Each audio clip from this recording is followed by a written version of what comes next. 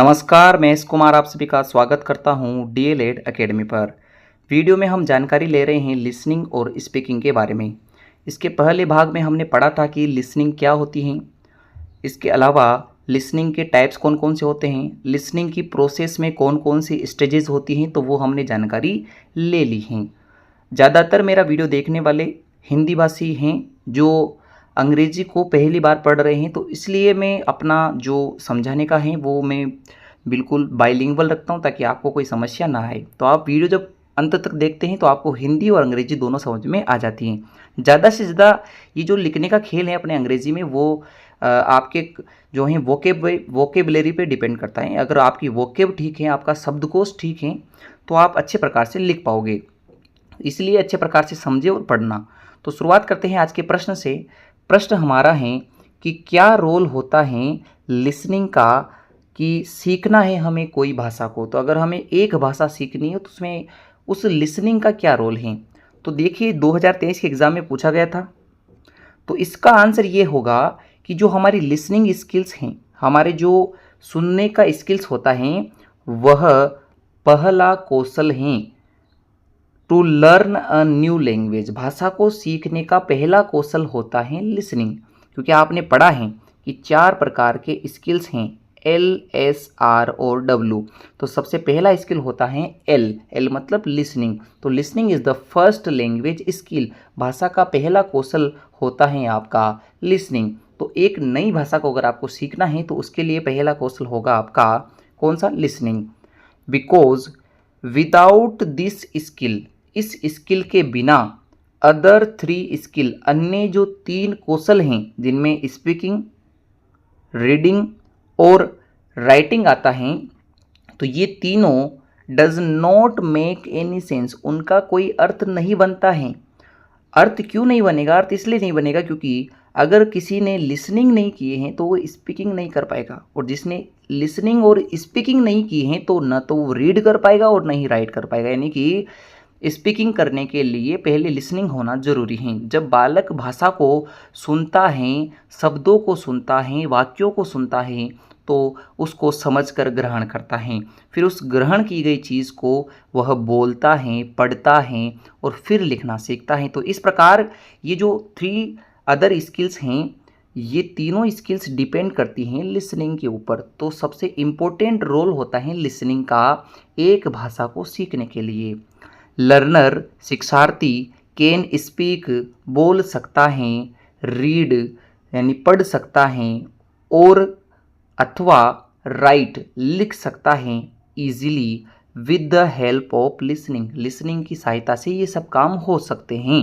तो आपको मैंने समझा दिया है कि क्या रोल होता है, और ये एग्ज़ाम 2023 का इम्पोर्टेंट प्रश्न था।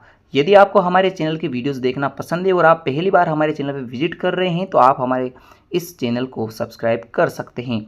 आगे बढ़ते हैं कि आपको किस प्रकार की और जानकारी जानना चाहिए। जैसे यदि आपसे यही पूछ ले कि बताइए कि लैंग्वेज स्किल्स कितनी होती हैं, कितने प्रकार की होती हैं, तो आपको आंसर देना है देयर आर 4 लैंग्वेज स्किल्स। यहाँ 4 प्रकार के कौशल हैं फॉर लर्निंग, सीखने के लिए, अ न्यू लैंग्वेज, एक नई भाषा को सीखने हेतु।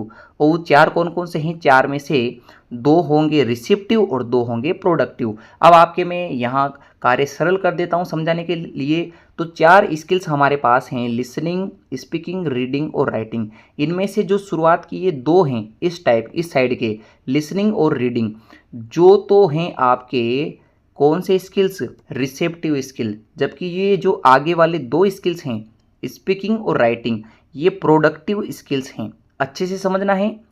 लिसनिंग करने में यानी सुनने में, और रीड करने यानी मन ही मन पढ़ के ग्रहण करने में जो चीज़ें होती हैं वो तो रिसेप्टिव होगी, ग्राह्य होगी, जिनको आप ग्रहण करते हो। और जो उत्पादन वाली हैं, प्रोडक्टिव हैं, उनमें आपको बोलना पड़ता है या लिखना पड़ता है। तो बोली गई चीज़ और लिखी गई चीज़ ये तो उत्पाद हैं, प्रोडक्ट हैं, इसलिए इनको प्रोडक्टिव स्किल कहा जाता है। जबकि लिसनिंग और रीडिंग, ये जो 2 स्किल्स हैं, इन दोनों को कहा जाता है रिसेप्टिव स्किल, ग्राह्य कौशल। तो आपको मैंने अच्छे प्रकार से यहाँ समझा दिया है। आगे बढ़ते हैं। अब यहाँ से 2 बार प्रश्न पूछे गए हैं। देखिए पहली बार एग्ज़ाम 2023 में यहाँ से प्रश्न आया और प्रश्न क्या था, pick the odd one out, इनमें से जो भिन्न हैं उसको आप जो है छांटिए, उनसे से पहचानिए। तो आपको पता है कि लिसनिंग के क्या लैंग्वेज के 4 स्किल्स हैं, LSRW, इनमें से कौन सा नहीं दे रखा है, लिसनिंग दे रखा है, रीडिंग दे रखा है, स्पीकिंग दे रखा है, राइटिंग नहीं दे रखा। तो इसका जो सही आंसर हो जाएगा वो हो जाएगा डी वाला, अनाउंसिंग। तो अनाउंसिंग कोई स्किल्स नहीं होता है, अनाउंसिंग तो घोषणा है जो आप जारी करते हो। आगे हैं most neglected language skill in our classroom, हमारी जो क्लासरूम है, कक्षा कक्ष हैं, उसके अंदर सबसे ज़्यादा जिसको नेग्लेक्ट किया जाता है, जिसको प्रयोग में नहीं लिया जाता है, जिसके ज़्यादा प्रयोग नहीं होता है, वो कौन सी स्किल हैं, तो वो हैं आपके लिसनिंग। क्यों हैं? अगर हम अंग्रेजी नहीं सीख पा रहे हैं तो इसका सबसे इम्पोर्टेंट जो फैक्टर हैं, जो लॉजिक हैं, हम यहाँ देना चाहे तो वो है listening. Without listening we can't speak, यानी हम बोल नहीं सकते हैं। ये किसके बिना? सुनने के बिना। जब हमें पता ही नहीं है कि हमें क्या बोलना है, तो वो क्यों नहीं पता? क्योंकि हमें क्या नहीं आता है, हमें लिसनिंग करना अच्छे से नहीं आता है। हम केवल पढ़ के छोड़ देते हैं और पढ़ने से, केवल रीडिंग करने से काम नहीं चलता है। तो लिसनिंग सबसे इम्पोर्टेंट है। जैसे हम बोल रहे हैं वैसे आपको सुनना है, जब आप सुनोगे तो ही इसको अच्छे प्रकार से समझ के आंसर दे पाओगे। तो सबसे ज़्यादा नेगलेक्ट, सबसे ज़्यादा जिसको नकारा जाता है जिस भाषा कौशल को, वो है आपका लिसनिंग। और लिसनिंग को जब हम छोड़ देते हैं तो फिर हम क्या नहीं सीख पाते हैं, हम आगे की पूरी लैंग्वेज को ही नहीं सीख पाते हैं। न तो हम स्पीकिंग सीख पाते हैं, न रीडिंग, और न ही ढंग से राइटिंग। अगर कोई अधिकारी अंग्रेजी में बात कर रहा है तो अगर हमें सही प्रकार से सुनना नहीं आता है तो न तो हम ये समझ पाएंगे कि उसने क्या बोला है, और न हम उस चीज़ को पढ़ पाएंगे, और न ही उसके बोले गए शब्दों को लिख पाएंगे। तो ये हमारे लिए चुनौती होती है। क्यों होती है? क्योंकि हमें लैंग्वेज में लिसनिंग स्किल्स के ऊपर काम करना नहीं आया है। तो ये हमें अच्छे से आना चाहिए। बढ़ते हैं आगे। आगे हमारे पास प्रश्न आता है कि बताइए the utility of mass media in the process of listening, श्रवण की जो ज़रूरत है वह जनसंचार के माध्यमों में क्या होती हैं। जनसंचार के माध्यमों को अंग्रेजी में कहते हैं मास मीडिया। अब ये मास मीडिया क्या है? मास का मतलब ये वो मांसपेशियों वाला नहीं है मास। ये मास का मतलब होता है कि एक बड़े समूह को, ज़्यादा से ज़्यादा लोगों तक जो बात पहुंचती है वो है मास कम्युनिकेशन। तो मास मीडिया वो होगा कि जब हम जन संसाधनों का प्रयोग करके, जन संचार साधनों का प्रयोग करके ज़्यादा लोगों तक, ज़्यादा ऑडियंस तक अपनी बात पहुंचा पाए। तो मैंने यहाँ से समझाया है कि मास मीडिया क्या है। Newspapers, radio and televisions are called mass media. समाचार पत्र, रेडियो और जो टीवी होता है उनको कहा जाता है मास मीडिया। क्यों कहा जाता है? क्योंकि बिकॉज वी कैन कम्युनिकेट, हम संप्रेषित कर सकते हैं, कम्युनिकेट कर सकते हैं with a large number of people, बहुत सारे लोगों के साथ, थ्रू देम, इनके माध्यम से, इनके द्वारा। तो मास मीडिया आपको समझ में आ गया होगा। आगे बढ़ते हैं। अगला हमारे पास आ जाए कि बताओ कोई भी 2 मास मीडिया जो आप जानते हो उसके बारे में लिखिए। तो आपको सबसे पहले लिखना है रेडियो के बारे में, फिर लिखना है टेलीविज़न के बारे में। दोनों में क्या क्या जानकारी है तो समझिए। रेडियो, रेडियो लेसन, जो रेडियो के द्वारा पढ़ाया गया पाठ होता है इन इंग्लिश, अंग्रेजी में, हेल्प्स, सहायता करता है डेवलपिंग स्टूडेंट्स, कि जो वो डेवलप कर पाए स्टूडेंट्स के अंदर लिसनिंग कॉम्प्रिहेंशन, यानी कि जब हम रेडियो के माध्यम से सुनते हैं तो उससे स्टूडेंट्स में क्या होता है, लिसनिंग कॉम्प्रिहेंशन, श्रवण का जो अवबोध है, जो कौशल है वो विकसित होता है। It is an audio aids, यह एक प्रकार की श्रव्य सामग्री है। AID का मतलब होता है सामग्री। तो सहायक सामग्री को ऑडियो एड्स यहाँ कहा गया है क्योंकि केवल श्रव्य प्रकार का साधन है आपके रेडियो। अब आ जाते हैं हम टेलीविज़न पर। टेलीविज़न क्या है? Television is both audio and visual add. जो टीवी होता है वह श्रव्य और दृश्य दोनों प्रकार की सामग्री हैं। Television is more effective mass media, कि टेलीविज़न जो है वह मुख्य जनसंचार का या ज़्यादा प्रभावी जनसंचार का साधन है इन इंग्लिश लर्निंग, अंग्रेजी सिखाने और सीखने के अंदर। चिल्ड्रन कैन लर्न, चिल्ड्रन सीख सकते हैं, बच्चे सीख सकते हैं इंग्लिश इन बेटर वे, एक अच्छे तरीके से, with the help of TV, television की सहायता से। जब हम रेडियो से, तो क्या होता है कि देखो हमारी एक स्किल्स, लिसनिंग स्किल जो हैं वह इफ़ेक्टिव होती हैं, जबकि जो टेलीविज़न होता है वहाँ लिसनिंग के साथ साथ हमारी जो देखने का विजुअलाइजेशन होता है वो अच्छा होता है। जब हम विजुअलाइज करके चीज़ों को सुनते और समझते और देखते हैं तो हम काफ़ी ज़्यादा बेटर वे में सीख पाते हैं। तो आई होप आपको ये समझ में आ रहा होगा। आगे हर वर्ष जो है आपसे फुल फॉर्म पूछी जाती हैं, तो उसको भी हम यहाँ एक एक करके बता रहे हैं। हम इसको इस तरीके से पढ़ रहे हैं कि आपका कोई भी जो है शॉर्ट फॉर्म बाहर ना जाए। हम पिछले वर्ष भी हमने आपको सारी चीज़ें बताई थी, बस एक फुल फॉर्म बाहर निकला था, वो भी इस वर्ष जो आपकी सीरीज आई हैं उसमें वो भी गलत दे रखा है। इसलिए आप इस जो शॉर्ट फॉर्म है जो आपको मैं बताने जा रहा हूँ उसको सही कर लीजिएगा, क्योंकि राजहंस वाली जो सीरीज मैंने अभी नए इस वर्ष के लिए मैं जो लाया हूँ उसमें एक फुल फॉर्म है HCF वाली, SCF वाली वो गलत दे रखी है, तो उसको मैं आपको यहाँ चेंज करके बता देता हूँ। क्योंकि क्या होता है कि देखो कहीं ना कहीं से इनको भी मैटर इकट्ठा करना होता है, तो गलती हो जाती है मैटर कलेक्ट करते समय, और तो आपको मैं यहाँ करेक्शन करके समझा रहा हूँ। मानवीय भूल है, तो मानवीय भूल को आप ऐसा ना माने कि सीरीज़ अच्छी नहीं है, सीरीज़ बहुत अच्छी है। हम खुद सीरीज़ का उपयोग करते हैं पढ़ाते समय, ताकि हमारे लिए आपको पढ़ाना आप काफ़ी अच्छा हो जाए। तो एक एक करके समझते हैं फुल फॉर्म्स को। अगर आप ये वीडियो देख के पूरे फुल फॉर्म्स लिखते हैं तो काफ़ी अच्छा आप यहाँ इम्प्रूव कर पाएंगे। शुरुआत करते हैं पहली फुल फॉर्म से, जिसका नाम है MT। MT का मतलब होता है मदर टंग, मातृभाषा। क्या होता है? मातृभाषा। तो जो टीचिंग होती है बच्चों की वो कौन सी भाषा में होती हैं? वह MT में होती हैं। जो आप जिस BSTC करके जो टीचर्स बनोगे तो आपके लिए कौन सी लैंग्वेज को सबसे ज़्यादा प्रेफरेंस दिया जाएगा? वो है MT, मदर टंग, कि आप बच्चे को मातृभाषा में सिखाइए पढ़ाते समय। फिर अगला है ESL। भारत में जो अंग्रेजी पढ़ाई जाती हैं वो ESL के रूप में पढ़ाई जाती हैं। ESL का फुल फॉर्म होता है English as a second language. अंग्रेजी को द्वितीय भाषा के रूप में पढ़ाया जाता है, क्योंकि प्राथमिक भाषा राज्यों के ऊपर डिपेंड करती है। जैसे हम राजस्थान वाले हैं तो हमारे यहाँ प्राथमिक भाषा है हमारे हिंदी, मातृभाषा के रूप में हम हिंदी पढ़ते हैं, और फिर दूसरी भाषा के रूप में हम पढ़ते हैं अंग्रेजी। ऐसे अगर कोई तमिलनाडु का बच्चा है तो वह तेलुगु या तमिल में पहली भाषा को पढ़ेगा और वहाँ दूसरी भाषा अंग्रेजी पढ़ाई जाएगी। तो ESL मतलब ये है कि भारत में सेकंड लैंग्वेज के रूप में कौन सी भाषा पढ़ाई जाती है? इंग्लिश पढ़ाई जाती है। फिर अगला है ELT, इंग्लिश लैंग्वेज टीचिंग। अंग्रेजी भाषा में जो पढ़ाना होता है, अंग्रेजी भाषा में जो शिक्षण होता है उसे कहा जाता है English as a English language teaching, ELT। फिर अगला है NCF। NCF देखो क्या होता है कि एक रूपरेखा तैयार की जाती है पाठ्यक्रम के लिए। तो पाठ्यक्रम कैसा होना चाहिए, उसमें क्या क्या खूबियाँ होना चाहिए, उसमें किस किस प्रकार की चीज़ें होगी, यह NCF डिसाइड करता है। NCF डिसाइड कर रहा है। और NCF कब का डिसाइड करता है? 2005 वाला, क्योंकि पहले की शिक्षा नीतियों में भी NCF बनाया गया था। तो 2005 का जो NCF था, जिसे हम नेशनल करिकुलम फ्रेमवर्क बोलते हैं, राष्ट्रीय पाठ्यचर्या रूपरेखा बोलते हैं, वह पाठ्यक्रम और पाठ्यचर्या दोनों के लिए कुछ गाइडलाइंस बताता है। इस NCF में ही ये कहा गया था कि जो टीचिंग होता है वो MT यानी मदर टंग में करवाना चाहिए।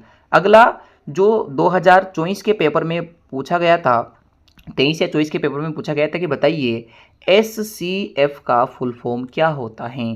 तो आपकी जो सीरीज है उसमें गलत दे रखा है, आप इसे सही कर लीजिएगा। मैं पहले ही बता देता हूँ कि ये बिल्कुल ऑफिशियल हैं। हम प्रूफ जो है आपको यहाँ सोर्स से दे रहे हैं। जब आप अपना जो पासबुक्स वगैरह लाते हो या जो बुक्स लाते हो उससे देखोगे तो आपको ये साफ साफ दे रखा है कि जिस प्रकार राष्ट्रीय स्तर पे पाठ्यचर्या का डिसाइड NCF से होता है, वैसे ही राज्य स्तर पे भी SCF बनाया गया है, जो स्टेट करिकुलम फ्रेमवर्क कहलाता है। तो प्रत्येक स्टेट की जो पाठ्यचर्या होगी बच्चों की वह वहाँ का बोर्ड डिसाइड करता है, और वो बोर्ड कहलाता है SCERT। क्या कहलाता है? SCERT यह होता है। तो ये आपका SCF यहाँ डिसाइड हो जाएगा। अब हम आगे देखते हैं फुल फॉर्म्स को। अगली फुल फॉर्म्स है हमारे पास NEP। एक तो है NPE, एक आता है NEP। दोनों में आप चेंजेस समझ लीजिएगा। NEP जो हैं वर्तमान में लागू हैं, यानी नई शिक्षा नीति 2020 की लागू हैं, तो इसको हम कहते हैं नेशनल एजुकेशन पॉलिसी, राष्ट्रीय शिक्षा नीति। तो राष्ट्रीय शिक्षा नीति वर्तमान में 2020 से वाली लागू हैं। इससे पहले की जो शिक्षा नीतियां थी उनको एनपीई के नाम से लिखा जाता था। तो अब आप उसे समझिए कि एनपीई का नाम दे तो आपको नेशनल पॉलिसी ऑफ एजुकेशन यानी शिक्षा की राष्ट्रीय नीति लिख कर आना है। और अब तक 3 शिक्षा नीतियां आ चुकी हैं, पहली 1968 में, फिर 1986 में और फिर 2020 यानी 2020 में आई हैं। तो इस प्रकार से आपको याद रखना है कि 3 शिक्षा नीतियों में से जो लेटेस्ट हैं उसे एनईपी कहा जाता है और जो उससे पूर्व की हैं उन्हें एनपीई कहा गया है।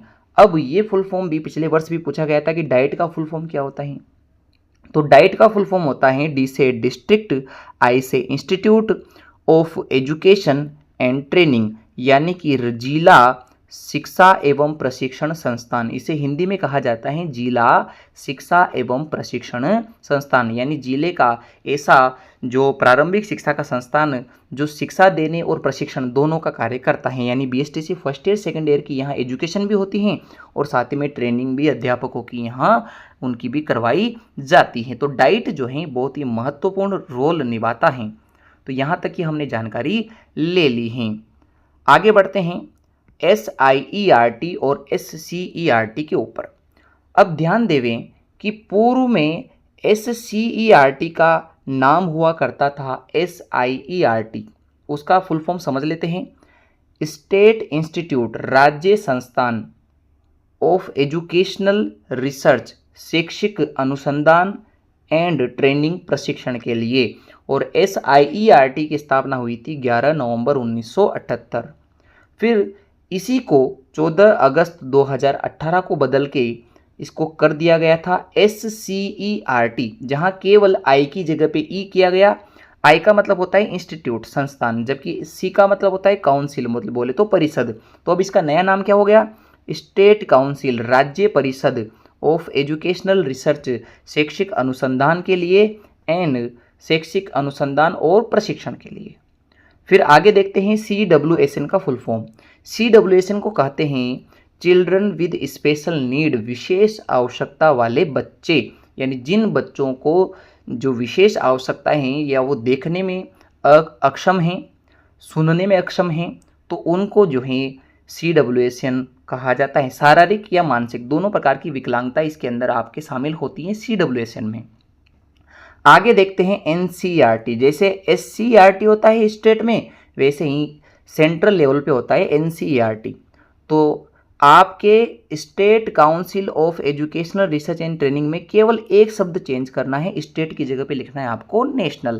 तो इसका नाम हो जाएगा national council of educational research and training, राष्ट्रीय परिषद एजुकेशनल रिसर्च, शैक्षिक अनुसंधान और प्रशिक्षण के लिए। और NCERT की स्थापना 1 सितंबर 1961 को की गई है और दिल्ली में यह स्थापना की गई है। जबकि जो आपके RSCERT हैं, मैं इसको समझा देता हूँ, राजस्थान में भी SCERT को RSCERT कहा जाता है, जिसका फुल फॉर्म कुछ नहीं है कि SCERT का फुल फॉर्म आपको यहाँ पता है, उसके आगे R का मतलब राजस्थान है, यानी राजस्थान राज्य परिषद शैक्षिक अनुसंधान और प्रशिक्षण के लिए। और जब ये 14 अगस्त 2018 को बनी तो यह प्रशिक्षण का केंद्र हमारे यहाँ उदयपुर में है। तो RSCERT कहाँ है, उदयपुर में है, जबकि NCERT कहाँ है, नई दिल्ली में है। अब बढ़ते हैं पिछले वर्ष पूछे गए एक काफ़ी अच्छे कार्यक्रम के बारे में जिसका नाम था SIQE। अब इसी कार्यक्रम से बहुत सारी चीज़ें यहाँ निकल के आएगी, तो वो नई जो फुल फॉर्म्स हैं वो भी मैंने यहाँ ऐड कर दी हैं। अब हमारे राजस्थान में CCE को लागू करना था, तो 2010-11 में जब संपूर्ण भारतवर्ष में CCE लागू हुआ था, तो उसी वर्ष हमारे यहाँ भी CCE को लागू किया गया, पर वह जिस कार्यक्रम के अंतर्गत किया गया था उसका नाम है SIQE। SIQE को कहा जाता है स्टेट इनिशिएटिव, राज्य पहल फॉर क्वालिटी एजुकेशन, गुणवत्ता शिक्षा के लिए। यानी कि हमारे राजस्थान सरकार ने क्वालिटी एजुकेशन देने के लिए एक राज्य पहल इनिशिएटिव शुरू किया गया जिसका नाम था SIQE कार्यक्रम। और इसके अंतर्गत 3 चीज़ें शुरू की, पहला CCP, दूसरा ABL और तीसरा था CCE। तो समझते हैं कि पहला CCP क्या होता है। बच्चों को केंद्र में रखकर जो शिक्षण शास्त्र यानी कि जो पाठ्यक्रम या पाठ्यचर्या तैयार किया जाएगा उसके लिए नाम रखा गया सीसीपी, बोले तो चाइल्ड सेंटर्ड पेडागोजी। जो आप शिक्षण शास्त्र का प्रयोग करेंगे वो बच्चों पे आधारित होना चाहिए, तो इसे कहेंगे चाइल्ड सेंटर्ड पेडागोजी। फिर दूसरा है कि बच्चों को गतिविधि से सिखाएंगे, एक्टिविटी बेस्ड लर्निंग होना चाहिए, एबीएल। और तीसरा था कि बच्चों का साल भर लगातार और सही प्रकार से मूल्यांकन हो, तो इसके लिए एक प्रणाली बनाई गई जिसे हम कहते हैं कंटिन्यूअस एंड कॉम्प्रिहेंसिव इवेल्युएशन। 2009 में इसे चलाया गया सतत एवं व्यापक मूल्यांकन के बारे में। हमारे यह एक यूनिट भी है, तो इसे आगे हम और भी चर्चा करेंगे, पर हम इतनी जानकारी तो लेके चल रहे हैं कि ये जो SIQE कार्यक्रम है इसके अंतर्गत 3 चीज़ें हुई थी, CCP, ABL और CCE। अब जब हम सतत एवं व्यापक मूल्यांकन को पढ़ते हैं तो उसमें हमें 2-3 चीज़ें और भी देखने को मिलती हैं, जैसे RTE एक्ट। तो भारत में राइट टू एजुकेशन शिक्षा का अधिकार अधिनियम और CCE दोनों एक ही दिन लागू किए गए, 1 अप्रैल 2010 को। कब लागू किए गए थे? 1 अप्रैल 2010 को। तो 2010 को संपूर्ण भारत में शिक्षा का अधिकार और CCE लागू हुआ था। CCE में 2 प्रकार के आकलन होते हैं, FA और SA। FA का मतलब होता है फॉर्मेटिव असेसमेंट, बोले तो रचनात्मक आकलन, जिसमें कक्षा के टेस्ट होते हैं, मौखिक परीक्षाएं होती हैं और इन परीक्षाओं से 4 टेस्ट लिए जाते हैं। फिर आगे होते हैं अर्धवार्षिक और वार्षिक के रूप में 2 बड़े एग्जाम, जिनको SA कहा जाता है, समेटिव असेसमेंट। लिखित परीक्षाएं कहा जाता है, योगात्मक आकलन वाले, और ये वर्ष भर में 2 होते हैं। फिर जब बच्चे की उपलब्धि को चेक करना हो तो जो टेस्ट लिया जाता है उसे कहते हैं अचीवमेंट टेस्ट, बोले तो उपलब्धि परीक्षण, या फिर इसे परफॉर्मेंस टेस्ट भी कहा जाता है, या PT भी कहा जाता है, उपलब्धि या निष्पत्ति परीक्षण। कि बच्चे ने जो साल भर में पढ़ा उसको कितना हासिल हुआ, किस टॉपिक या किसके बारे में बच्चे को कितनी नॉलेज है, वह इस PT या AT टेस्ट से जानकारी ली जाती है। अब जब आपने AT या PT टेस्ट से जानकारी ले ली कि बच्चा कैसा है, तो आपको अगर बच्चे में कमजोरियां पकड़ में आ गई तो कमजोरियों के कारण जानने के लिए एक टेस्ट करवाया जाता है जिसे कहते हैं DT, बोले तो डायग्नोस्टिक टेस्ट, निदानात्मक परीक्षण। अब निदानात्मक परीक्षण क्या होता है कि बच्चे में जो कमजोरियां हैं उसके पीछे का रीज़न क्या है, क्या क्या लॉजिक हैं, क्या क्या कारण हैं, वह इस DT से चेक होता है। और जब उस कारण का पता लग जाता है तो फिर दोबारा पढ़ाना होता है, उसे कहते हैं RT, बोले तो रेमेडियल टीचिंग, उपचारात्मक शिक्षण। तो जब निदान हो गया तो उपचार करना पड़ता है, जब कारणों का पता लग गया भाई बीमारी ये है तो फिर उपचार किया जाता है, रेमेडियल टीचिंग होती है। तो आई होप आपको ये जो फुल फॉर्म्स हैं और जो आज पढ़ाया मैंने आपको समझ में आया होगा। अगर समझ में आए तो आप वीडियो को लाइक कर सकते हैं, आपका खुद का चैनल है, इसको सब्सक्राइब करके हमारे इस परिवार का हिस्सा आप बन सकते हैं।